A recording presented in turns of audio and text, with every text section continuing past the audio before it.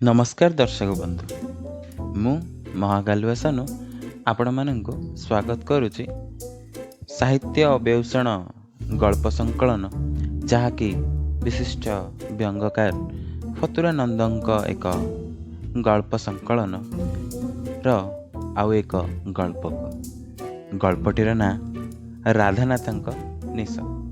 ଆଜ୍ଞା ହଁ, ରାଧାନାଥଙ୍କ ନିଶ। ଗବେଷକ ଉଡ଼ଞ୍ଚୁ ଦାସେ ସମ୍ପାଦକ ମାନଙ୍କ କୁତ୍ସିତ ବ୍ୟବହାରରେ ମର୍ମାହତ ହୋଇ ପଡ଼ିଥିଲେ। ପ୍ରଚଣ୍ଡ କୋପରେ ପ୍ରଜ୍ୱଳିତ ହୋଇ ମନେ ମନେ ସ୍ଥିର କଲେ, ନା, ଏ ପ୍ରତ୍ୟେକ ସମ୍ପାଦକଙ୍କ ଉପରେ ଗୋଟିଏ ଗୋଟିଏ ହାତ ବୋମା ପକାଇ ଓଡ଼ିଶାଟାକୁ ନିସମ୍ପାଦକ କରିଦେବେ। ଯେଉଁମାନେ ତାର ପ୍ରତିଭାଟିକୁ ଚିହ୍ନି ପାରିଲେ ସେମାନେ ଥାଇ କେତେ ନଥାଇ କେତେ।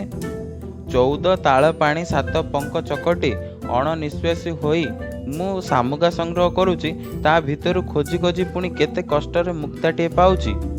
ସମ୍ପାଦକ ମାନଙ୍କର ଉଚିତ ହେଉଛି ସେମାନେ ମୋ ପାଖକୁ ଧାଇଁ ଆସି ମୋତେ ଖୋସାମଦ କରି ମୋର ସେଇ ମୁକ୍ତାଟିକୁ ନିଅନ୍ତେ, ଆଉ ଜନସାଧାରଣଙ୍କୁ ଦେଖାନ୍ତେ।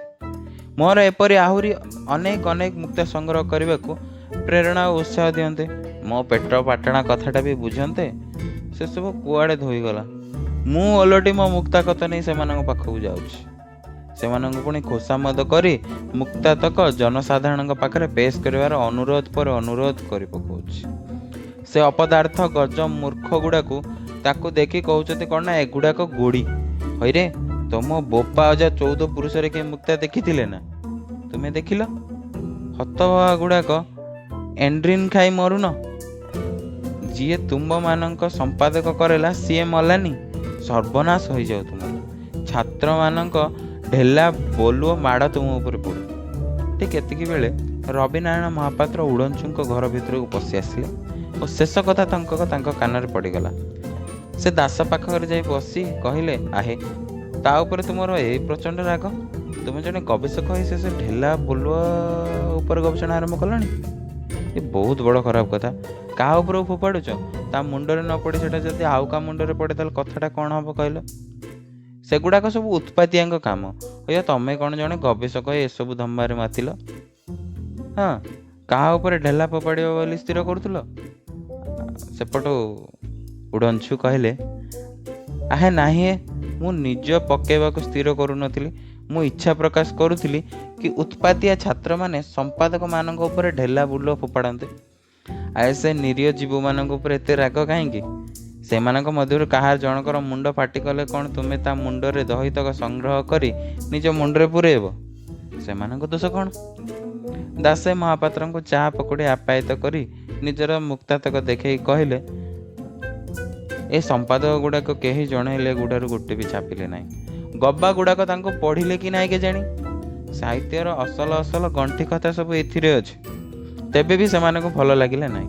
ମୁଁ ଭାବୁଛି ସମ୍ପାଦକ ଗୁଡ଼ାକ ବି ଅନ୍ୟାୟ ପାଉଣା ଆଦାୟ କଲେଣି। ଯାହାଠାରୁ 100-200 ପାଉଛନ୍ତି ତା ଲେଖାଟାକୁ ଛାପୁଛନ୍ତି। ଯାହାଠାରୁ ପାଉନାହାନ୍ତି ତା ଲେଖା ଯେଡ଼େ ଉପାଦେୟ ହୋଇଥାଉ ଅଳିଆ କାଗଜ ପରି ଟୋକେଇକୁ ଯାଉଛି। ଯେଉଁ ଲେଖା ଗୁଡ଼ିକ ସେମାନଙ୍କ ପତ୍ରିକାରେ ପ୍ରକାଶ ପାଉଛି ସେଗୁଡ଼ାକ ମୁଁ ଦେଖୁନି।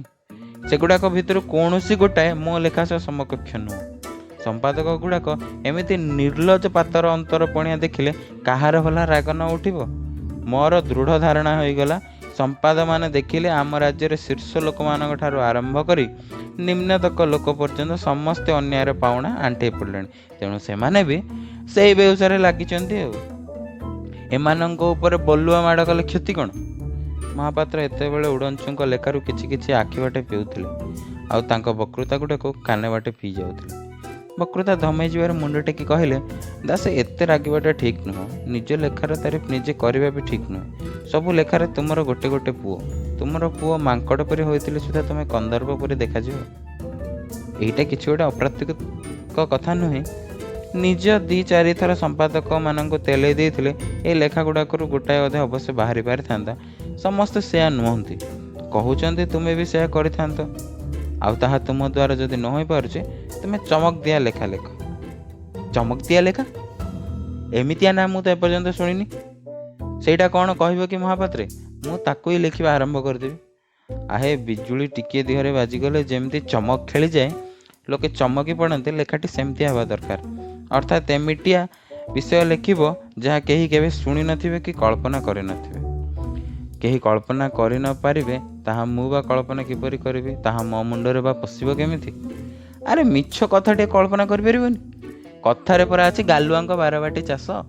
ତେବେ ଯଦି ମୁଣ୍ଡରେ ନ ପଶୁଛି ନିଅ ଗୋଟେ ଗୋଟେ ଗାଲୁଅ କଥା ଦେଉଛି, ତାରି ଉପରେ ଗୋଟେ ପ୍ରବନ୍ଧ ଠିଆ କରେଇଦିଅ। ସେଇଟା ହେଲା ରାଧାନାଥଙ୍କର ଯେଉଁ ନିଶ ଥିଲା ତାହା କୃତ୍ରିମ। ଆଜ୍ଞା ହଁ, ରାଧାନାଥଙ୍କର ଯେଉଁ ନିଶ ଥିଲା ତାହା କୃତ୍ରିମ। ବାସ୍ ଯେତେ ପାରୁଛ ଗାଲୁ ମାଲୁ କରି ଲେଖ। ଚିଠି ସବୁ ଅଛି ବୋଲି ଲେଖା କିଏ ଏହାକୁ ଅପ୍ରମାଣ କରିବ ଆଗେଇ ଆସୁ ବୋଲି ଆହ୍ୱାନ ଦେବ? ଏ ବିଷୟରେ କାହା ପାଖରେ କି ତଥ୍ୟ ଯିବ ଯେ ଆଗେଇ ଆସିବ? ତୁମେ ଜାଣ ଓଡ଼ିଆ ସାହିତ୍ୟର ଏଇ ବୋମାଟାକୁ ଫୁଟାଇ ସମସ୍ତଙ୍କୁ ଚମକେଇ ଦେବ। ଯାହାକୁ ଦେବେ ସେ ଅତି ଆଗ୍ରହରେ ତୁମଠୁ ନେଇ ଛାପିବ ଆଉ ତୁମକୁ ଓଲଟି କେତେ ତେଲେଇବ ଦେଖିବ। ପ୍ରବନ୍ଧଟି ବାହାରି ଯିବା ପରେ ଦେଖିବ ଅନ୍ୟ ସମ୍ପାଦକମାନେ ତୁମକୁ କିପରି ତେଲେଇବା ଆରମ୍ଭ କରିବେ। ଆଜି ରାତିରେ ଗୋଟାଏ ବନେଇ ଚୁନେଇ ଲେଖିଦିଅ, ମୁଁ କାଲି ଏତିକି ବେଳକୁ ଆସିବି। ଯଦି କେଉଁଠି ବାଗେଇବାର ଥାଏ ବାଗେଇ ଦେବି। ତୁମେ ତୁମ ସଙ୍ଗେ ଜଣେ ସମ୍ପାଦକ ପାଖକୁ ନେଇଯିବି। ହଉ ମୁଁ ଚାଲିଲି। ରାତି ଯାକ ମିଛ କଣି ଭିତରୁ ବସି ଉଡ଼ଞ୍ଚୁ ଦାସ ବହୁ ମୂଲ୍ୟବାନ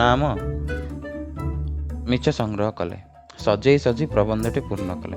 ପରଦିନ ଯଥା ସମୟରେ ରବିନାରାୟଣ ମହାପାତ୍ର ଆସି ପହଞ୍ଚିଗଲେ ଏବଂ ଦାସଙ୍କୁ ପ୍ରବନ୍ଧଟି ପଢ଼ିବା ପାଇଁ କହିଲେ ଏବଂ ଦାସେ ପଢ଼ିବା ଆରମ୍ଭ କଲେ। ଶିରୋନାମ ରାଧାନାଥଙ୍କ ନିଶ ପ୍ରାକୃତିକ ନା କୃତ୍ରିମ? ପ୍ରଶ୍ନବାଚୀ। ଏଯାବତ୍ ସାହିତ୍ୟିକଙ୍କ ତଥା ଜନସାଧାରଣ ଚିତ୍ରରେ ଦେଖି ଆସିଛନ୍ତି ରାଧାନାଥଙ୍କ ନାକ ତଳେ ଏକ କମନୀୟ ପ୍ରାନ୍ତ ବନିତ ନିଶ। ତାଙ୍କ ସମୟରେ ତାଙ୍କ ସଙ୍ଗୀମାନେ ମଧ୍ୟ ଏହା ଦେଖିଛନ୍ତି, କିନ୍ତୁ ଅତି ଆଶ୍ଚର୍ଯ୍ୟର କଥା ଘୃଣାକ୍ଷରରେ କହିଲେ ସନ୍ଦେହ କରିପାରି ନାହାନ୍ତି ଯେ ଏହି ସୁଦୃଶ୍ୟ ନିଶଟି ପ୍ରାକୃତିକ ନୁହେଁ କୃତ୍ରିମ। ସନ୍ଦେହ ହୋଇଥିଲେ କଥାଟା ଅବଶ୍ୟ ଧରା ପଡ଼ିଥାନ୍ତା। ଆଜି ଯେଉଁ ମିଛଟି ତାର ଅଖଣ୍ଡ ରାଜତ୍ୱ ଚଲେଇ ଆସିଛି ତାର ବିଲୋପ ସାଧନା କାହିଁ କେବେଠୁ ହୋଇସାରନ୍ତାଣି। ଦୈବାତ୍ ଦୁଇଟି ଜରାଜୀର୍ଣ୍ଣ ଚିଠି ହସ୍ତଗତ ହୋଇନଥିଲେ ଲେଖକ ମଧ୍ୟ ତିଳେ ହେଲେ ସନ୍ଦେହ କରିନଥାନ୍ତା ଯେ ରାଧାନାଥଙ୍କ ନିଶଟି କୃତ୍ରିମ। ସତ୍ୟ କେବେ ହେଲେ ସବୁଦିନ ପାଇଁ ଲୁଚି ରହିପାରେ ନାହିଁ। ଦିନେ ନା ଦିନେ ତାହା ଜଳରାଶି ଉପରେ ଶାଶ୍ୱତ କମଳ ପରି ପ୍ରକାଶିତ ହୁଏ। ସତ୍ୟ ଚିରନ୍ତନ, ତାହା ବିନାଶ ନାହିଁ, ତାହା ଅଧଗତି ନାହିଁ। ଏହା ସର୍ବଦା ଊର୍ଦ୍ଧ୍ୱଗାମୀ, ପ୍ରକାଶୋନ୍ମୁଖୀ। ଏହା ଏକ ଜ୍ୱଳନ୍ତ ଅଗ୍ନି। ସମସ୍ତ ଆବରଣକୁ ଏହା ଦଗ୍ଧ କରି ଆତ୍ମପ୍ରକାଶ କରେ। ସେହି ଲୋମହର୍ଷଣକାରୀ ଚିଠି ଦୁଇଟିର ପ୍ରାପ୍ତି ଅତି ଅପ୍ରତ୍ୟାଶିତ ଓ ଆକସ୍ମିକ। କଲିକତାର ରାସ୍ତାକଡ଼ରେ ଏକ ପୁରୁଣା ବହି ଦୋକାନରୁ ମାତ୍ର 10 ପଇସାରେ ଗୋଟିଏ ଅତି ଜରାଜୀର୍ଣ୍ଣ ବଙ୍ଗଳା ବହିଟି କିଣି ଆଣିଥିଲି। ଘରେ ସେହି ବହି ଲେଉଟାଉ ଲେଉଟାଉ ତା ଭିତରେ ଏଇ ଦୁଇଟି ଚିଠି ପାଇଲି। ତାକୁ ପଢ଼ିବା ମାତ୍ରେ ମୋ ରୁମ ଟାଙ୍କୁରି ଉଠିଲା। କିଛି ସମୟ ଅବାକ୍ ହୋଇଗଲି। ତଳେ ଚିଠିର ଅନୁବାଦ ଦେଲି। ଚିଠିର ଭାଷା ଥିଲା ବଙ୍ଗଳା। ଚିଠିର ଉପର ଅଂଶଟି ସମ୍ପୂର୍ଣ୍ଣ ଭାବେ କୀଟଦୃଷ୍ଟ ହୋଇଥିବାରୁ ପ୍ରେରଣ ସ୍ଥାନ ଓ ତାରିଖ ସମ୍ପୂର୍ଣ୍ଣ ରୂପେ ନଷ୍ଟ ହୋଇଯାଇଥିଲା। ପ୍ରିୟ ଚପଳା, ତୁ ତ ଭଲ ଭାବରେ ଜାଣୁ ଓଡ଼ିଆ କବିବର ରାଧାନାଥଙ୍କୁ ମୁଁ କେତେ ଆପଣାର କରିପାରିଥିଲି। ମୋତେ ସେ ମନ୍ମଥ ପରି ଦେଖାଯାଆନ୍ତି। ତାଙ୍କ ଶରୀର ପ୍ରତ୍ୟେକ ଇଞ୍ଚ ମୋର ଅତି ପ୍ରିୟ ଥିଲା, କିନ୍ତୁ ତାଙ୍କ ନିଶ ଦୁଇଟିକୁ ମୁଁ ସହ୍ୟ କରିପାରୁନଥିଲି। ମୁଁ ସେ ନିଶକୁ ଦେଖିବା ମାତ୍ରେ ଭାବୁଥିଲି ଏତେ ସିଙ୍ଗାଣି ତହିଁରେ ଶୁଖି ନଥିବ। ମୋ ନାକ ପାଖକୁ ସେ ଯେତେବେଳେ ନିଶୁଆ ମୁହଁ ନେଇ ଆସୁଥିଲେ ସେତେବେଳେ ମୋତେ ଘୃଣା ଲାଗୁଥିଲା। ମୁଁ ତାଙ୍କୁ ବାରମ୍ବାର ନିଶ କାଟିଦେବାକୁ ଅନୁରୋଧ କରୁଥିଲି, କିନ୍ତୁ ସେ ଏଥିରେ କର୍ଣ୍ଣପାତ କଲେ ନାହିଁ। ଦିନେ ରାତିରେ ସେ ଗାଢ଼ ନିଦ୍ରାରେ ଅଭିଭୂତ ଥିଲାବେଳେ ମୁଁ କଇଁଚି ନେଇ ତାଙ୍କ ନିଶରୁ ଫାଳେ କାଟିଦେଇ ଉଠିବା ପରେ ମୋତେ ମୁହଁ ହାତ ବୁଲେଇ ଦେଲେ ଏହା ଜାଣିପାରିଲେ। ମୋତେ କହିଲେ, ତୁମେ ଏହି କ'ଣ କଲ? ଆର ପାଖଟାକୁ ରଖିଲ କାହିଁକି? ମୁଁ ସଙ୍ଗେ ସଙ୍ଗେ ଖୁର ଆଣି ଦୁଇ ପାଖ ଯାକ ଭଲ ଭାବେ ରାମ୍ପିଦେଲି। ସେ ପୁଣି କହିଲେ, ଏତେ କଥା କରିଦେଲ, ଏବେ ମୁଁ ପଦାକୁ ବାହାରିବି କେମିତି? ଲୋକେ ମୋତେ ଦେଖି କାଳିଦାସ କ'ଣ ଲଣ୍ଡା ହେବା କଥା କୁହାକୁହି ହେବେ ଏବଂ ତୁମକୁ ମୋତେ ଏକାଠି କରି ନାନା ଅପ୍ରିୟ କଥା କହିବେ, ଯାହା ଶୁଣି ଆମ ଉଭୟଙ୍କୁ କଷ୍ଟ ହେବ। ଏତିକି ବେଳେ ମୁଁ ଯାଇ କଥାଟା ବୁଝିପାରିଲି ଓ ଇତସ୍ତତ ହେଲି। ସାରା ଦିନ ଆଉ ପଦାକୁ ବାହାରିଲେନି। ଜଣେ ବିଶ୍ୱସ୍ତ ଲୋକ ହାତରେ ଥିଏଟର ବାଲାଙ୍କଠୁ ଗୋଟେ ଅନୁରୂପ କୃତ୍ରିମ ନିଶ ତିଆରି କରି ଆଣେଇଲି। ଅଳ୍ପ ଟିକିଏ ସ୍ପିରିଟ୍ ଗମ୍ ସାହାଯ୍ୟରେ ତାକୁ ନାକ ତଳେ ନ ଲଗାଇବା ଯାଏ ପଦାକୁ ବାହାରିଲେ ନାହିଁ। ସେ ବାଳ ଏଠାରେ ବଡ଼ ମହର୍ଗ। କଡ଼ା ଲଗାରେ ଗୋଟିଏ ନିଶ ଖୁବ୍ ହେଲେ 2 ଦିନ ଯାଉଛି। ତୁ ଡେଲହାଉସି ସ୍କୋୟାରରୁ କିଛି ଏହି ବାଳର ବିଡ଼ା କିଣି ଭିପିରେ ମୋ ପାଖକୁ ପଠାଇଦେବୁ। ଏକଥା କାହାରି ଆଗରେ କହିବୁ ନାହିଁ। ତୁ ଓ ମୁଁ ଯଦି କଥାଟାକୁ ଗୋପନ ରଖିବା ତେବେ କେହି ଜାଣିପାରିବେ ନାହିଁ। ତାଙ୍କର ସମ୍ମାନ ଦୃଷ୍ଟିରୁ ଏଇଟା ଅତି ଗୋପନୀୟ କରି ରଖିବୁ। ଏପରିକି ତାଙ୍କର ତାଙ୍କୁ ମଧ୍ୟ କହିବୁନି। ବାଳ ବିଡ଼ା ଶୀଘ୍ର ପଠାଇବୁ। ଇତି ତୋର। ଅନ୍ୟ ଚିଠିଟି ମଧ୍ୟ ଏହିପରି ଥିଲା। ତୋର ଚିଠି ପଢ଼ି ଯେତିକି ହସିଲି ସେତିକି ଦୁଃଖ କଲି। ଓଡ଼ିଶାର ଜଣେ ବରେଣ୍ୟ କବିକୁ ଏପରି ହଟହଟା କରିବା ତୋ ପକ୍ଷରେ ଅତି ଅନ୍ୟାୟ ହୋଇଛି। ତାଙ୍କର ପ୍ରେମ ପ୍ରତିଦାନ କ'ଣ ଏଇଆ? କି ହଇରାଣ ହେଉନଥିବେ। ଏଥିସହ ବାଳବିଡ଼ା ଓ ଗମ୍ କିଛି ପଠେଇଲି, ସ୍ପିରିଟ୍ ସେଇଠାରେ ମିଳିବ। ଏତକ କରିସାରିବା ପୂର୍ବରୁ ଲେଖିଲେ ମୁଁ ସଙ୍ଗେ ସଙ୍ଗେ ଆଉ ପଠାଇଦେବି। ଇତି ତୋର। ଏ ଦୁଇଟି ଚିଠିରୁ ସବୁକିଛି ଦିବାଲୋକ ପରି ସ୍ପଷ୍ଟ ହୋଇଯିବ ଯେ ରାଧାନାଥଙ୍କ ନିଶ କୃତ୍ରିମ ଥିଲା। ପ୍ରାୟ 1 ଶତାବ୍ଦୀ ଯାଏଁ ଏହି ସତ୍ୟ କଥାଟି ଆତ୍ମଗୋପନ କଲା ପରେ ଏବେ ଆକସ୍ମିକ ଭାବରେ ପ୍ରକାଶିତ ହୋଇଗଲା। ସତ୍ୟ ଲୁଚି ରହିପାରିବ ନାହିଁ। ସତ୍ୟର ଜୟ ହୋଇଛି। ଏହିପରି କାଳେ କାଳେ ସତ୍ୟର ଜୟ ହେଉଥିବ। ସତ୍ୟମେବ ଜୟତେ। ପଢ଼ା ସରିଲା। ରବିନାରାୟଣ ମହାପାତ୍ର କୁଲିରୁ ଉଠି କହିଲେ, ହଇଏ ଦାସେ, ତୁମଠାରେ ଏତେ ପ୍ରତିଭା ଚାପି ହୋଇଥିଲା ବୋଲି ମୁଁ କେବେ ଜାଣିପାରିଲିନି। ମୁଁ ତୁଚ୍ଛାଟାରେ ହାଉଳି ଖାଇଯାଉଛି।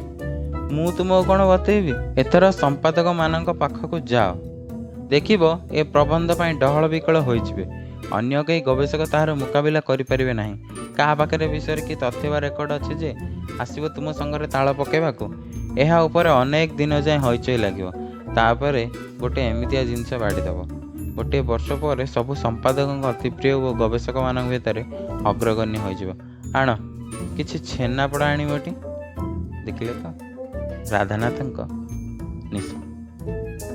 ଆଜି ପାଇଁ ଏତିକି। ପୁଣି ଦେଖା ହେବ ବ୍ୟଙ୍ଗକବି ଫତୁରାନନ୍ଦଙ୍କ ଆଉ ଏକ ଗଳ୍ପ ସହିତ। ରହୁଛି। ନମସ୍କାର। ଜୟ ଜଗନ୍ନାଥ।